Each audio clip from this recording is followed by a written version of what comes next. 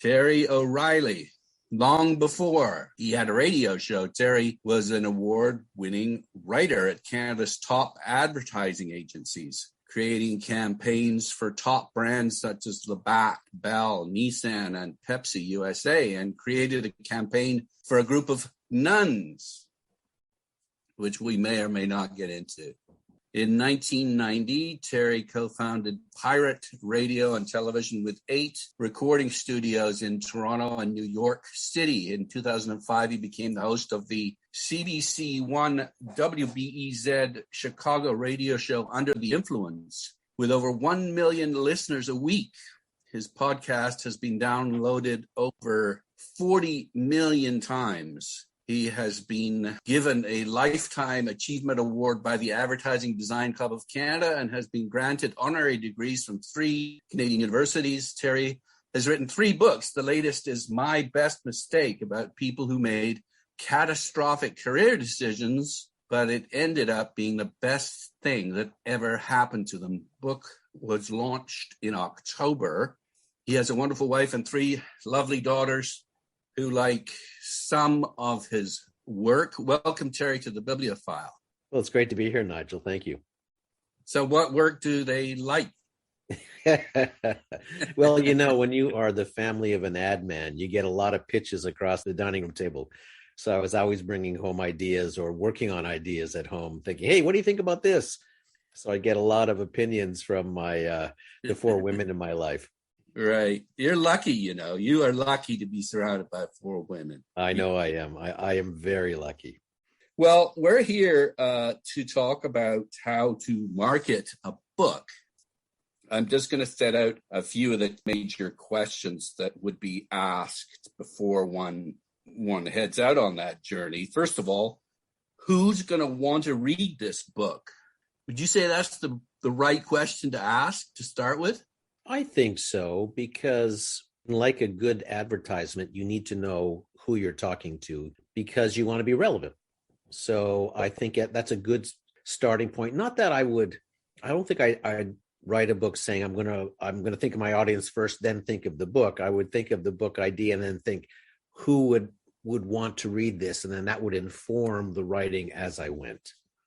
Yeah, do you think more and more, though, that the big publishing houses are asking that question first and then trying to get someone to write the book? Yeah, I do think. I mean, they're marketers too. So I think, that there are times when they're going to identify an audience opportunity and then maybe find an author or commission a book that would, be aimed at that market. So, yeah, I think that happens. And I guess really the book that comes directly from the loins of the author, it's obviously it's more genuine, it's more heartfelt. Yeah, I think so too. I think that would be the best scenario for a writer, is you just really you have an idea, you have a passion for it, and you write that book. We can get into how you have to pitch that book if you're not going to self-publish, and hope that a publisher likes the idea. They'll immediately evaluate the idea, not just on its own merits, but if they in fact think there is an audience for that book before they put all their resources, money, and distribution and marketing behind it. Right. The next question then is, once you've figured out, who you want to read the book, then how do you get to these readers, and what messages you're going to put in front of them to try and persuade them to buy it? Yeah, and that's the toughest part of marketing a book is, where are your readers?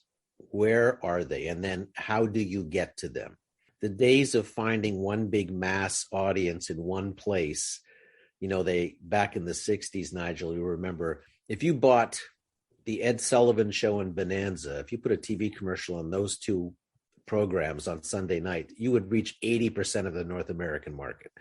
You just can't find, Super Bowl aside, you can't find that one audience in one place anymore. So now your marketing has to be kind of an all-terrain vehicle. You've got to figure out, are they on Twitter, and where are they? Are they on Instagram, Facebook? Is there a group out there online that I can contact? You've got to really sit down and think about the various ways you can reach. The beauty of all that is social media is a wonderful thing for authors now. Because prior to that, you would have had to buy mass media, which is very expensive. Yeah, I guess, I mean, the idea of advertising on the Super Bowl is kind of ridiculous, isn't it? Because it's hugely, hugely expensive. You're never going to make any money back on that kind of advertising. No. TV is incredibly effective. It's just not incredibly efficient. It's too broad a spectrum. I mean, with cable channels and specialty shows, I mean, if you were writing a cookbook, there's the food channel. So that's right up your alley. But if you're not being that specific with it, it's tougher to find your audience on TV. And what author can afford television commercials anyway? Yes. Well, again, every book is unique, isn't it? So you have to start from scratch every time. Yeah. Now, your book, the book that I really got a lot out of and enjoyed, was The Age of Persuasion. That's about 10 years old now, isn't it? Yes, it is. Yeah. Those numbers that I read out to start with are huge in terms of the listenership of your radio program and podcast. So I guess the trick following your lead is just to set up a popular podcast, and then you've got an automatic audience. Well, there's no doubt about it. I mean, I think one of the key aspects for anyone that wants to put out a book or whatever it might be is to have a platform. If you have a platform, then you've got a built-in audience, you've got a community, you've got a way of talking to to whatever if you want to call them fans or whatever. So I was very fortunate in that I had a CBC radio show, a national show. We were really pioneering podcasts back then. Yes. We've been podcasting for 11 years. There were very few podcasts in the early days when we were podcasting. So even that built us an even bigger audience, because I really do believe that radio listeners and podcast listeners are two different tribes. Right. So podcasts will really let us find an even bigger audience in some regards. But a platform is very important. If one can find a platform, you're starting the race halfway down the track. By platform, maybe you could define that a bit more closely. Well, in my case, the platform would be having a radio show. So there is a base from which you are operating that has some kind of profile out in the marketplace. So if you have a podcast and you have listenership, that's your platform. You have a radio show, that's your platform. If you had an active YouTube channel, that could be your platform. Whatever it is a base that gives you a profile out in the marketplace already, that there is a built-in audience for you for one thing that you can then introduce a second aspect to. Yeah. It's like, well, any kind of company that already has a sort of a network of contacts, they sell one thing to, and oh, wait a minute, there's this other interesting product line. All I have to do is give it to my reps, and they can introduce it to an existing clientele that they've got relationships with. Yeah. If your audience is interested in you, they will be open to hearing another aspect from you. Celebrities are a great example of that. You may love watching an actress in a movie, and if she puts out a autobiography, you think, oh, you know what? I'm going to read that because I think she's an interesting person. Yeah. Most celebrities aren't that interesting, though. Yeah, I think serious authors, though, typically aren't necessarily wanting to spend their time developing a fan base. This is a very interesting question. We could spend a lot of time on that. There's a couple of things I want to say about that. First of all, authors really, if you really want to be a successful author, besides the quality of your writing, you have to come to terms with being a marketer. You have to actively market your book, because a publisher only gives you about a month. They go hard on your book for about a month, and then they move on to the next book. So it's a very short window to launch your book. So from that point on, from the 31st day on, you've got to pick up the slack. So as an author, you have to sit down and think, okay, I have to give interviews. I have to search out interviews. I have to put out tweets. I have to post on Facebook. You have to get willing to do all of that. And I'll also say this, Nigel, there is a Canadian aspect that gets in the way of promotion, that it feels very un-Canadian to just be so upfront about yourself, to promote yourself. And I think a lot of Canadians have trouble with that, unlike Americans, which will, have no problem with self-promotion. Yeah. I should say they don't have to do any of that. If they want to make money and put noodles on the table, they have to do that. Well, yes, but also you want to have your book read. I mean, you don't want to just send it to family and friends and that be the end of a 2-year journey that you've been on. I think you really want people to read. That's certainly a good point. One of the key motivations behind writing anything is you want to connect with other people and you want to share what you have to say. And authors do have an important story to tell, don't they? Without question. I'm such a big reader, Nigel. I must own, I have a little, what I call the writing shed outside of our home, which was an old tool shed, 100-year-old tool shed that was leaning sideways and about to fall down in the next wind. So we rebuilt that to be a little writing shed for me. I have a wood stove out there and I have a big bookcase out there. I must have, 500 or 600 books out there just on marketing. That's great. And then I have hundreds of books behind me in other parts of our house. So I'm a big, big book reader. So the knowledge I gain from books and this sheer enjoyment, I've always got 5 books on the go at any given time. Always, always, always. Some of them are, books I'm reading just for the sheer enjoyment of it. And the other half of them I'm constantly doing research for the radio show. So books are a big part of my life. Well, I'm very happy to hear that. Books are a way to and in fact, I should mention that your book, The Age of Persuasion, really reflects that. It shows that you've done a lot of reading in the field, and as a result, there's lots of interesting little ideas and tidbits, just interesting stuff in it about the history of advertising. Yeah. Well, I am a big research guy. Even our radio show and podcast, the amount of research, Nigel, that goes into that 27-minute show is quite remarkable. Depending on the theme of that particular episode, I will do initial research on that theme. Then I'll dispatch a researcher. I'll assign one of our researchers to the show. We'll split the researching in half. Like it'll take us, between the two of us, between 30 and 40 hours of research for the 27-minute show. And I'll get back from the researcher well over 100 pages of research, and I'll probably have half that as well. So it's 150 pages of research that I have to read and absorb before even starting to write the first word of an episode. And it's a joy to learn, isn't it? It is a joy to learn. None of that is onerous. Even when I'm on holiday, I'll be reading a marketing book, and my wife, Debbie, so funny, she'll go, "Don't you want to take a break from that stuff?" And I think, yeah. I mean, learning is living. Learning is living.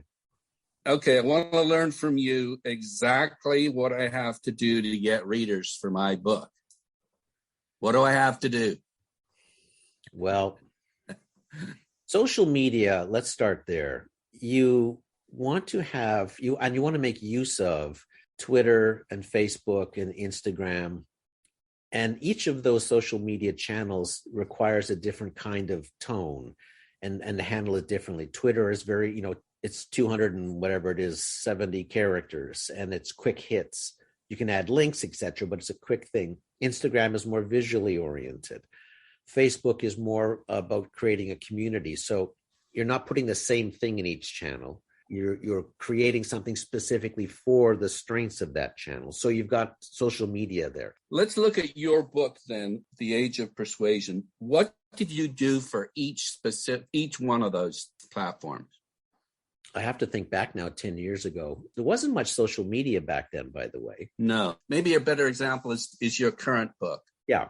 And the one previous to that also, This I Know, I did a lot of things. So on Twitter, I would give little pieces of trivia and tidbits as a teaser to the show, and then a link to either the website page I had developed for the book or a link to buy it on at a bookstore. On Instagram, we created graphics where it looked like it was an open book, and then there would just be one single line across both pages from the book that would be intriguing. and we put those out, drip those out on Instagram. Facebook, I would put big chunks of the book out there, like just take a couple of paragraphs and put them out on Facebook. On my website, I gave the first chapter away for free as a downloadable PDF. And I also gave the first audio chapter free on my website that you could download. Because I knew that, or I believed anyway, that if somebody got a taste of the book, of the first chapter, that there was a high chance that I could persuade them to want to read the whole book. Another thing that we did, especially with my second book, which was a marketing book, I reached out to bloggers. So it's quite easy to find, for example, marketing bloggers, people who blog on marketing all the time. So I really, made a study of who the most prominent bloggers were. Then I reached out to them saying, I've got this new book. It's about this. If you're open for an interview, I'm happy to do it. And I got a lot of interviews from bloggers, because remember that bloggers and podcasters now have time to fill, and they have deadlines, and they're always looking for interviewees or subject matter. So when you give them a great little, you just don't want to say, hi, my name's Terry and I've got a new book. You say, hi, my name's Terry and I've got a new book, but here's why it's interesting. And here's why it might interest your readers or your listeners. And then you give them an angle, and you will get an amazing response, because discoverability is the key in podcasting and in writing, is that people have to know it's out there to want to have it. Right. Well, and the same holds for the book itself, obviously, too. It's great to have written a fantastic book that will sell itself once people actually open up the pages and read it. But you have to get them to that point, don't you? Yeah, because people have so many choices in everything. In podcasting, there's 2 million podcasts on iTunes right now, not episodes, podcasts. Right. And how many books are written in the course of a year? It's extraordinary. How many pieces of music are there put out? Like the choice people have is astounding. And they only have a limited number of books or podcasts they will absorb. The rule in podcasting is people really have only 5 or 6 podcasts that they literally listen to. They may have 20 on their iPhone, but it's only 5 of them they really listen to. And I think the same with books. I mean, I'm an avid book buyer, but I'm an outlier. Maybe most people only buy 3 books a year or 4 books a year. How do you get on that little list? Yeah, well, and again, speaking about knowing the reader, your book is not going to be of interest to everyone, obviously. No.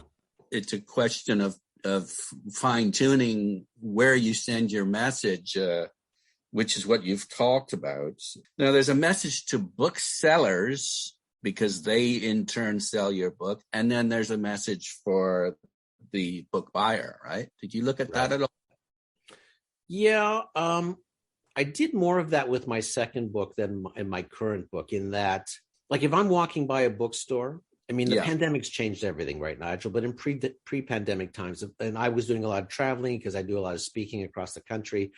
So if I was in a new town, if I was in Edmonton giving a talk, I'd go out for a walk, I'd go downtown and I'd see a bookstore and I'd pop in and I'd say to the bookseller, my name's Terry, you've got one of my books here. I'm happy to sign them if you'd like. And that's good. Yeah. They always love that. So I do that even in airport bookstores. I'll do that. I had bookmarks made of my second book, and I would always drop a handful of them off at the counter of the bookstores I passed, and they loved those too. They just something else to give their customers, right? Yes. And there was always information about the book on the bookmark.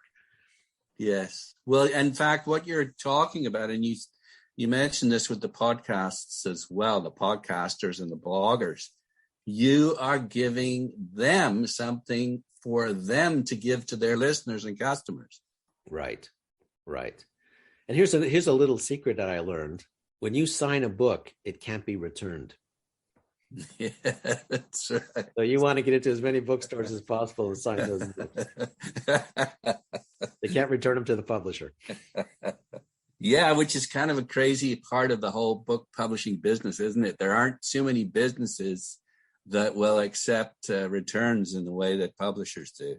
No, I know. And the other thing I want to add too is speaking about platforms a few minutes ago, Yeah. I give keynote talks across the country. That's another platform I have where I'm standing in front of, a marketing conference, probably between 300 and 400 people. And then I do a big book signing after.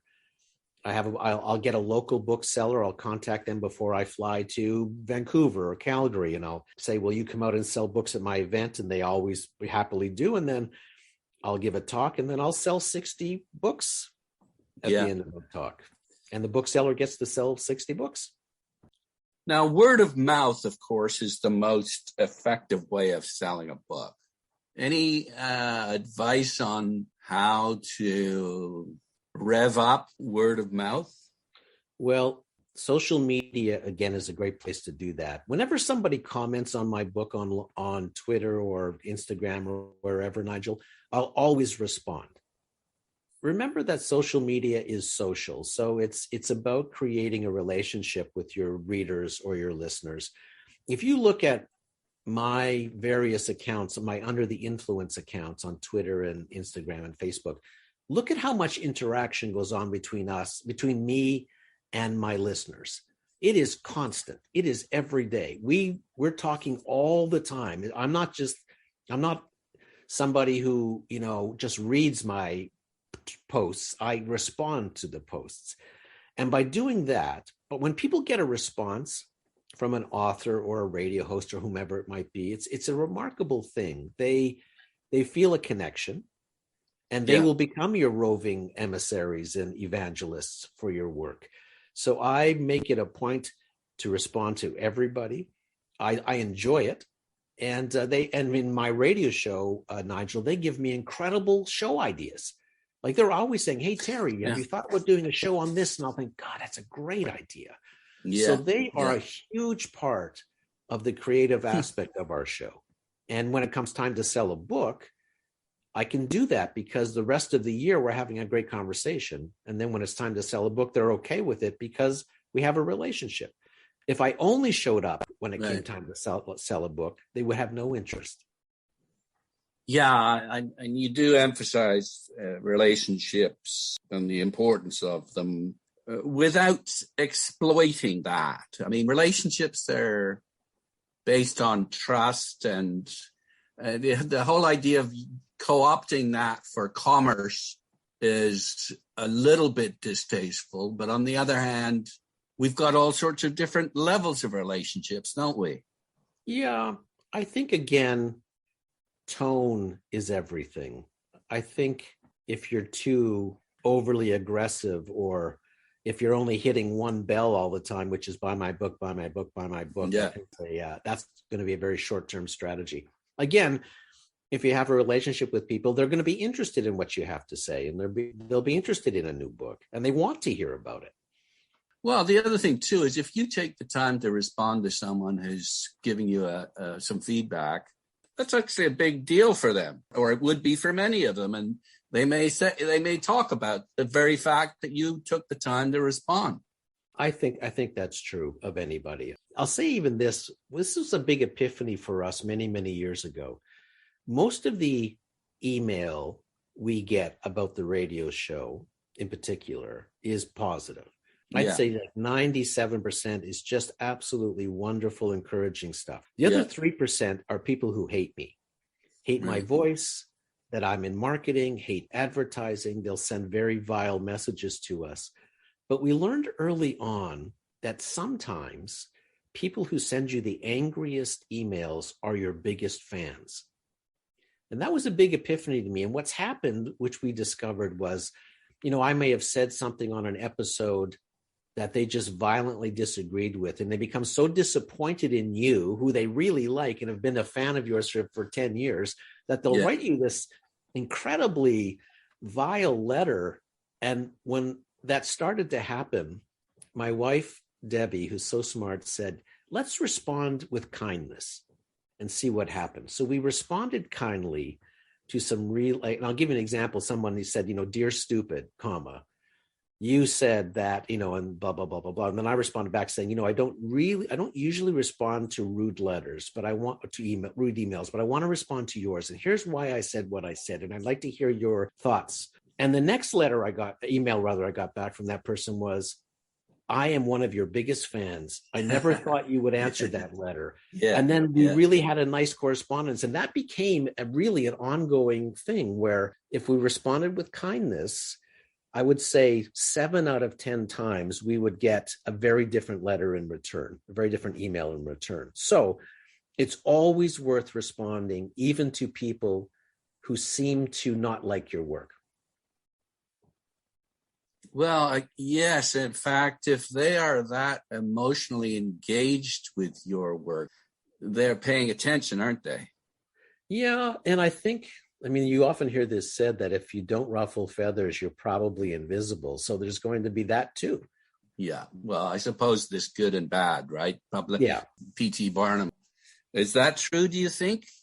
That there's no such thing as bad publicity, that philosophy. Yeah. I think it's a case-by-case basis on that one, Nigel. I think it's true in some cases. Like, for example, I think last week's episode, I talked about a commercial that got the most complaints in UK history. It was a British commercial, but it also got the highest viewership.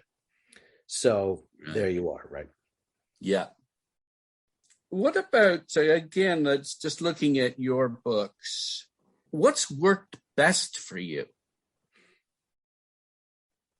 I would say social media, because it only takes an investment of time. You can buy social media ads and promote your ads, but I've never really done that. I've really just put in the elbow grease to post every single day on every single channel. I don't post once a week. I post once a day on Twitter, 2 or 3 times a day. So I make that a big point. And then leveraging all the other opportunities, as I mentioned, going out on talks and then doing book signings. We have merchandise we sell for our radio show, like mugs and T-shirts, etc. Whenever we send one of those out, I put a little pre-printed card in there that says, hey, I've got a couple of books out you might also enjoy. So there's like every little opportunity, done tastefully, designed beautifully, always, just pushing the peanut further up the hill. Okay. What about your dust jackets? Did you have any say in those? And that's really obviously the first audience for those are the actual retailers typically, but these days more and more it's direct to the public. But also there be, you see them on Amazon, people will see them. So can you speak a bit about how you proceeded with that? I think the book cover is so important. I think a lot of people will even pick up a book in a bookstore based solely on the cover, on the jacket design. I didn't have a lot of say in our first book, the one I co-wrote with Mike Tennant. I didn't have a lot of say in that book cover. Mm-hmm. The second time I did it, I wanted more say in it. And then My Best Mistake, I think, is a fantastic book cover. I just think that design. When my publisher said, let's talk about the book jacket, what are you thinking about My Best Mistake? I said, give me an idea. Don't give me a design. And his designer came back with what I think was just a great idea that just summed up the core of the book, going from my biggest mistake, and then it, everything erased in the middle to say my best mistake. I think that's just brilliant. Yes, it's clever. It's very clever. That was the designer that came up with that? Yeah. And then think about how that extrapolated. So the fact he erased the letters in the middle, we ended up coming up with the eraser icon. And notice too that the spine of a book I'm very concerned about too, because a lot of times in bookstores it's only the spine that someone will see. They won't see the whole cover. So I spend a lot of time thinking about the spine. So you'll see the spine of My Best Mistake has the eraser on it. The color of this, I know, was yellow because I wanted it, if it was on a shelf with a bunch of other books, I wanted the spine to bounce. So it had a bright yellow color to it. So jacket design, incredibly important. I would say to authors, insist that you have a big say in your cover design. And you can elbow your way into that, which is what I did. I just said, you know what, come on, I'm a marketer. I want to have lots of say on this. And then and then once you've got a cover design, think, okay, how can we make the spine as interesting? Or, you got a very little to work with there, but still very important from a marketing point of view. Well, design is narrative. if it's working and it's good design, is telling a story, isn't it? Yeah. And I guess the story you on your dust jacket you want to tell is, hey, this book is really good. Go and have a look at the first page. Yeah, I think you want to try. I mean, I think the ideal scenario is if you can sum up the essence of the book with the cover. In other words, the elevator pitch of the book. Let's talk about that for a second. I think every great author should have an elevator pitch for their book. Yeah. And by that, I mean, of course, that you can sum up the basic idea of your book in a single sentence. And I think that even is important when you're pitching a publisher, that you go, my book is about, like my pitch for my second book was, this is a book for marketers who don't have an expensive advertising agency on speed dial. Nice. That was the pitch, because, most marketers at most companies in this country are small to medium. They're the ones that keep the economy going, and they don't have advertising agencies. It's only the big brands like Molson and Labatt and, that have the big money. So this book was written for them. My best mistake, the pitch was basically exactly how you described it. I wanted to explore people who made catastrophic career decisions, and it ended up being the very best thing that ever happened to them. Like, not just a sentence. And your cover should reflect that, I think, anyway, in an ideal situation, reflect your elevator pitch. That greatest mistake angle holds for some of the greatest inventions ever, too. Oh, for sure. And there's a couple in that book. Yeah. Yes. I'm thinking of what the hell was it? The Petri dish and the milkmaids and Madame Curie, I think it was. Yes. Okay, so the dust jacket. I'm a huge. I've done quite a few interviews with designers of dust jackets. It's just such a wonderful marriage of art and commerce. It's exactly that, Nigel, art and commerce. Yeah. We even got, just out of interest, I should have brought one in to show you. We bought erasers and had them printed. And it said, a big mistake or lucky break, ? And then on the other side of the eraser, it said, where the book was available. So we really took the eraser and ran with it as a fun promotional device. Right. Well, of course, the dust jacket also has text on it. Yeah. And because I have a copy and I recently read The Art of Persuasion, maybe I could just take the time to read it out and get your comment. Sure. So to start with, and this is in a nice orange type, lowercase, with the age of persuasion in black type, uppercase, the first thing you see is, the first thing you actually see is a little cow. Yeah. On the inside flap. And then millions of Canadians have tuned into Terry O'Reilly's hugely engaging take on advertising on CBC Radio's award-winning The Age of Persuasion. Now O'Reilly and co-creator and fellow ad man Mike Tennant have packed the funniest bits, the biggest moments, legendary industry anecdotes, and never before revealed behind the ad stories and musings into one fascinating ride of a book. Yep. So I think that summed up the book, written by my publisher, because the inside flaps are usually where the publisher gets to talk about your book. The author sometimes gets a little nose in there too. Although I'll say we didn't get our nose in that. That was purely our publisher. But of course, he showed it to us and we said it looked great. We liked it. Yeah. Okay, and I'll just continue here then. Now we've got the running shoe, because on the cover, it's a lot of white space and a smallish picture of a cow. Remember when cows wore brands and you wore sneakers? And then there's a big sneaker underneath and a lot of white space. So what do you want to do? Did you have a say on that? Well, not as much as I subsequently had. It's interesting when you're a first-time writer, first-time author, you don't know what the rules are or how much you can push. I really had no idea. For example, Nigel, when we got our book notes back from our editor on that book, there were 704 notes because they were numbered.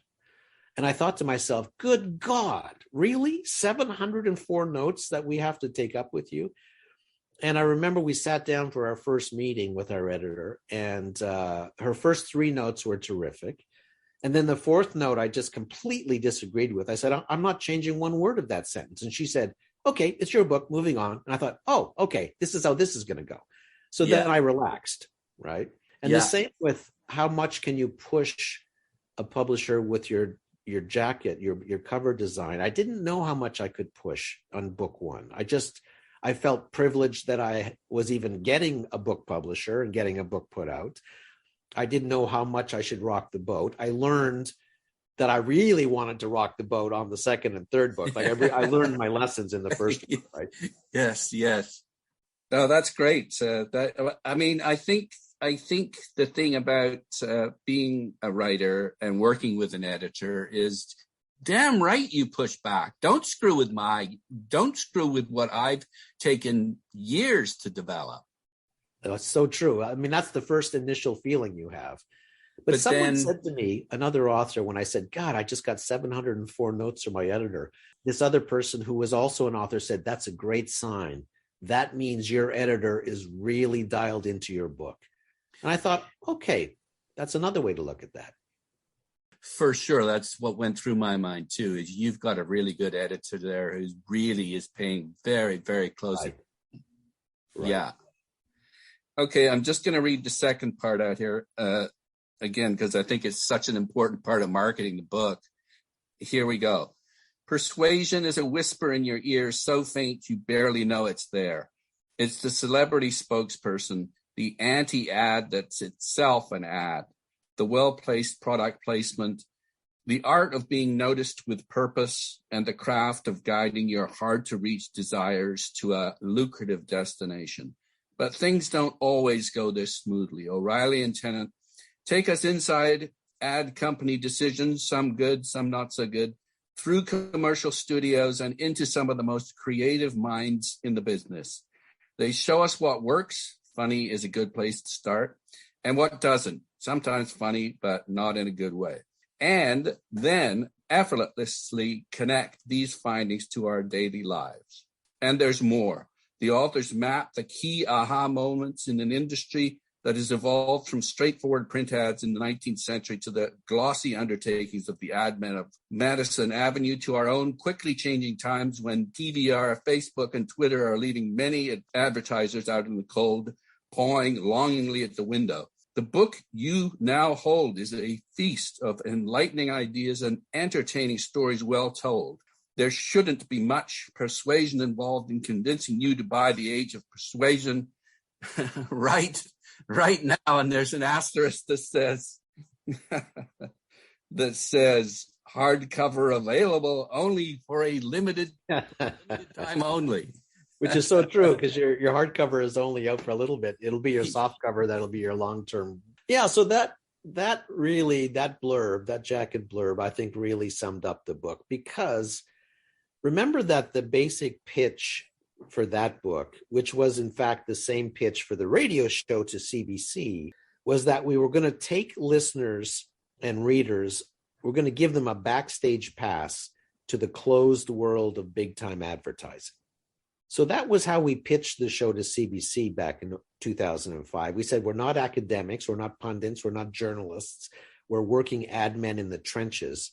And advertising is a fascinating business, even though most people think it's annoying and irritating, because it's the study of human nature. And nobody studies human nature like the advertising business. And we have access and we have stories. And we want to take people on a cook's tour of the ad business. And that was really the pitch to CBC. And that was really the pitch to the publisher for that book, which was, we'll tell you the stories behind the greatest campaigns of all time are the ones that you've known since you were a child. And wait till you hear the stories behind those campaigns.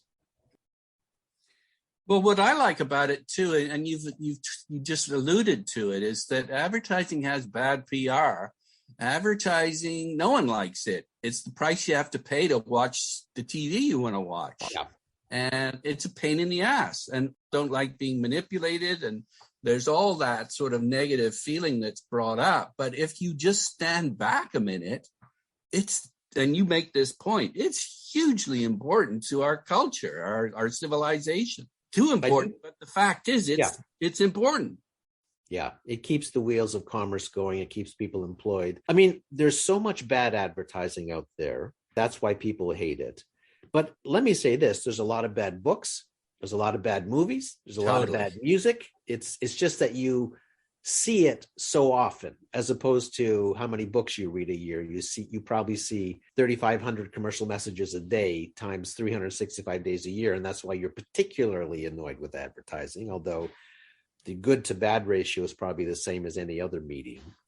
But it does keep the wheels of commerce going, and it does have important information so you can make informed choices in the marketplace. And I always celebrate the best of advertising in my show and in my books, the smart stuff, the clever stuff, the honest advertising, just the really smart marketers who just really just try and present their product in a differentiated way in the marketplace. Remember that most marketing is not really, I know this sounds crazy, not really trying to get you to buy something. They're really trying to get you to prefer their brand when you are buying that thing. Like, Ford's not trying to entice you to buy a car. They're trying to entice you to buy a Ford when you're in the market for a car. That's right. In fact, that's exactly what Stanley Unwin said in his book, The Truth About Publishing.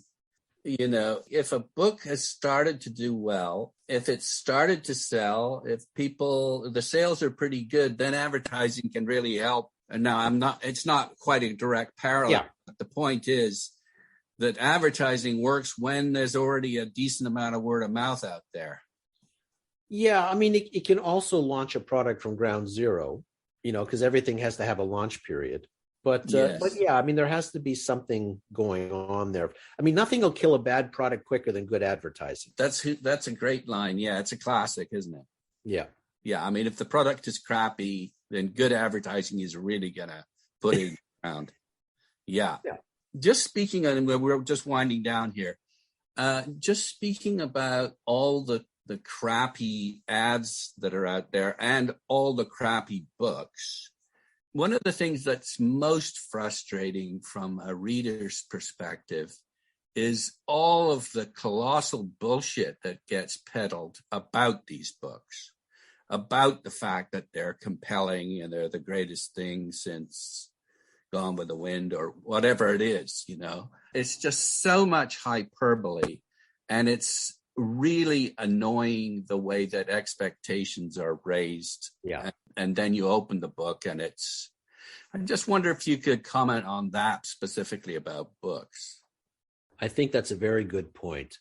I think the best advertising has no adjectives, because all of those adjectives like compelling and best and better and everything that would have a forest of exclamation marks around it has no value anymore. Those words, like someone once said, and I love the line, they're like the blank tiles in Scrabble. You can use them anywhere and they have absolutely no value. I think the best advertising, and as a writer, I always had that internal rule that how can I write this and make it sound exciting without a single adjective in it? And when you eliminate adjectives from promotion, it's a really tough write, that you really have to use really riveting writing to get people excited rather than riveting adjectives stacked on top of one another. So I'm a big believer in wonderful promotion that is just really great writing. It's not just shameless promotion, if you understand the distinction I'm making between the two. So I think even on, the blurbs on book jackets should take that into account, that you don't have to use all the usual jargon and then just roll up your sleeves and it's a tougher write, but it'll be a better write if you eliminate all the adjectives. And I think it's more meaningful to people when they read something that doesn't feel like a salesman. You can't feel the hand of salesmanship on it. And I think that just will just resonate with people if they don't feel that greased wheel of promotion simmering just below the surface, but rather it's a creative person trying to communicate why their book might be interesting to somebody. Yeah, it's kind of amusing to go back to the 40s and look at some of T.S. Eliot's blurbs. No adjectives. Oh, is that right? Interesting. In today's environment, you'd think they were very, very tepid, but the mere fact that he's paying attention to this book tells you something. But yeah, I just, the problem is, though, so many books aren't good. I just read a line. I don't know if I can remember it verbatim, Nigel, which is nothing. Let me just think. It's an old line, but I loved it. It's something like this. Nothing can be said about a 25-cent cigar that hasn't already been said about a 5-cent cigar. And what I love about that line is saying all the superlatives that a cheap cigar would use, there's nothing left for an actual expensive cigar to say because it's already been used up by the inferior product. Right? All the air's being taken. All the air's been taken. All the adjectives have been owned and subsumed by an inferior product. So in other words, the least quality product will have the most adjectives because it needs it, right? Yeah, so beware. Beware of the adjectives. Beware of the adjectives. And yet, enthusiasm is what sells a book when it comes to word of mouth, isn't it?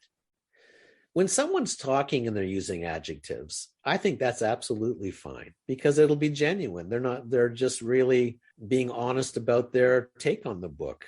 They're just saying, God, I love this book. It was just so interesting. And it was so compelling. Like they'll use all those words that a marketer would normally use, but they're not marketing. They're just really being honest about it. So when word of mouth uses adjectives, that's the best scenario. When advertising uses it, that's the least best scenario.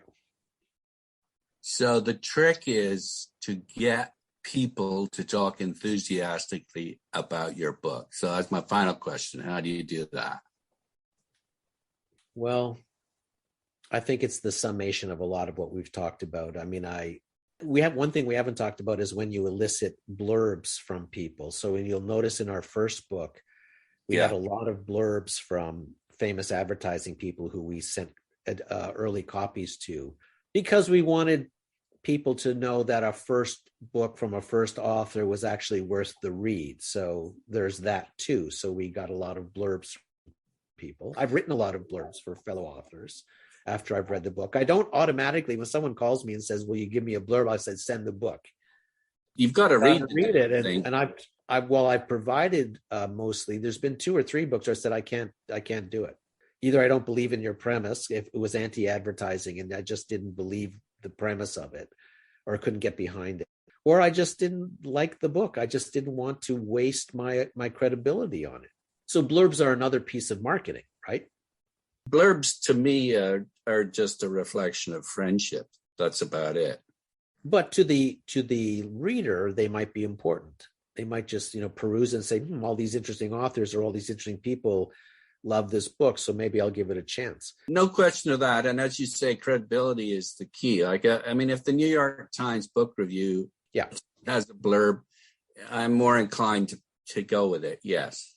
And even in my second book, I convinced David Chilton, the wealthy barber, to do the foreword.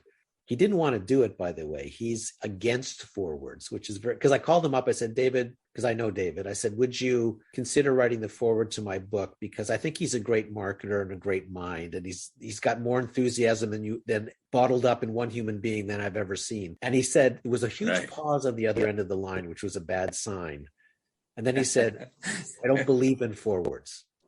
Tell me why. And he said, because I believe that you want to, they just slow a reader down. A reader wants to get right into the book. They don't want to have to read 4 pages of foreword. I said, David, I still want you to write it because I think you will set the table for this book. Yeah. And then he actually agreed to do it, which he did, which was interesting. But I had another ulterior motive too. I knew David had a big audience because of Dragon's Den and The Wealthy Barber. So really, beyond the fact he's a great marketer, I wanted to have access to his audience because I thought his audience would like my book, would want the book. The foreword was also a marketing choice for me. That's a very good piece of advice.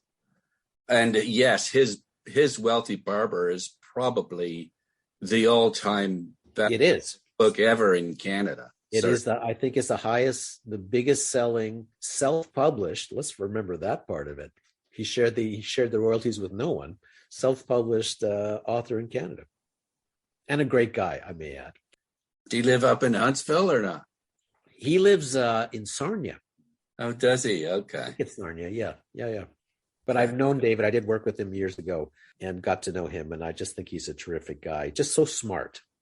Yeah. Well, isn't that what you want when you're reading a book? Really, you want to engage with a really smart, intelligent, funny mind. I mean, that's what I do this particular podcast for. Really, is to do that, and that's what you want out of a book too. So true. So absolutely true. Let me just say this before we part. Every single element of a book needs your attention. The spine, the jacket cover, the inside blurbs, the font, the photographs, like every single bit of it. And then when you go to promote it, how does it look on Twitter? How does it look on Instagram? What are you saying on Facebook? Are you going to the extent of reaching out to bloggers? Are you creating little leave behinds like a bookmark, or in our case, the little eraser we send out when we send out things to people? If you care, every single little piece of your book and the way that you then communicate your book needs your attention, because every little piece of it, Nigel, is an opportunity. That's very nicely put. Yeah, it's kind of a reminder that, hey, I've been meaning to open that book or get a look at that book or buy that book. Yeah. I think it's the same with companies. You'll hear me say it on my radio show often and in my books. Every single touch point, from even what people hear on the phone when they're put on hold at your company, is an opportunity. And it should be a creative opportunity instead of just, one of my biggest complaints is when you call a company and you're put on hold and then you just hear either bad music or you hear some litany of sales talk being thrown at you. My company, Pirate, which when I co-founded in 1990, which I sold in 2012, but we would create, I'm going off on a tangent here, but we would create special on-hold messaging that was funny. We go in our recording studios and we would change it up every month. Well, and that is such an important part of your message in the age of persuasion is you've got to give something back. And got to give something back, even on hold. Yeah. You can give something back, and people would end up calling our company, Nigel, and say, our receptionist would say, "Hello, where can I direct the call?" And they say, "No, just put me on hold." I mean, they just wanted to hear the latest on hold news. It just became this thing with our company. But even my whole point being, everything is an opportunity to be smart, to be creative, to be compelling. Well, thank you for this opportunity to talk to you. It's been a real pleasure. And likewise, Nigel, I enjoyed that. Thanks for having me. And the latest book is? My Best Mistake. Epic Fails and Silver Linings is the subhead. Who publishes it? HarperCollins.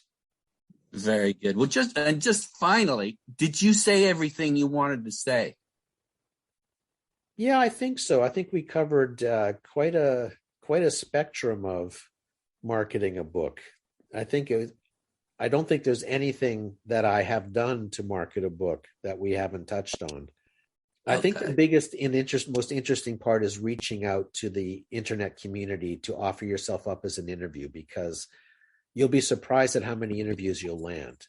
And it's all about discovery. It's about exposing yourself to an audience. The downside to social media is sometimes you amass an audience, but then you're always talking to the same audience over and over again. So the trick is, how do you get outside your own bubble? And talking to other bloggers or other podcasters, whatever they may be, exposes you to a new audience. We have a podcast company, Nigel, called the Apostrophe Podcast Network. So we have 5 different podcasts on our network. And one of the joys of a network is cross-promotion. So under the influence, we'll cross-promote our other podcast called We Regret to Inform You. And that just exposes it to a different audience. So the cross promotion, you just see the audience grow when you're using cross promotion because you're getting outside your bubble, outside your own. That fan base is great, but you want to grow past that.